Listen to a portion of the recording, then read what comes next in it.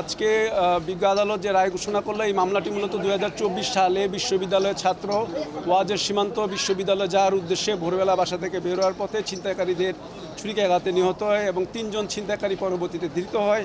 তারা 164-এ তাদের দোষ স্বীকার করে। এই মামলায় মোটামুটি 27 জনকে সাক্ষীকে চিহ্নিত করা হয়, 17 জন পাবলিক সাক্ষী প্রদান করেন এবং জুডিশিয়াল ম্যাজিস্ট্রেট সহ বাকিরা অন্যান্যরাও সাক্ষী প্রদান করেন।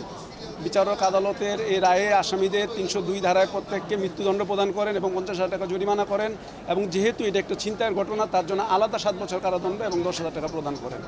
আমরা এই রায়ের মাধ্যমে বিজ্ঞ আদালতের কাছে সন্তুষ্টি প্রকাশ করছি এবং কর্তৃপক্ষের সন্তুষ্টি কামনা করছি এই কারণে যে এত দ্রুততম সময় 18 মাসের মধ্যে আমরা একটা কাঙ্ক্ষিত লক্ষ্যে বিচার করতে পারলাম এবং এইটা ছিনতাইকারীদের জন্য একটা সতর্কবার্তা যে ভবিষ্যতে এই ধরনের কর্মকাণ্ডের জন্য তাদেরকে এই ধরনের পরিণতি ভোগ করতে হবে।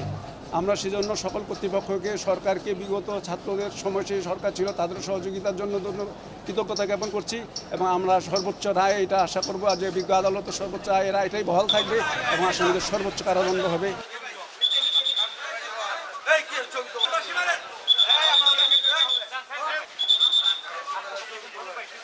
বর্তমান প্রধানমন্ত্রীর কাছে আমার আকুল আবেদন যাতে এই রায়টা কার্যকারিতা থাকে এবং আমার ছেলের যে ঘটনা ঘটছে যাতে আরও কারো ছেলে যেমন এইসব ঘটনা না ঘটে, এটুকু আমার সকলের কাছে অনুরোধ।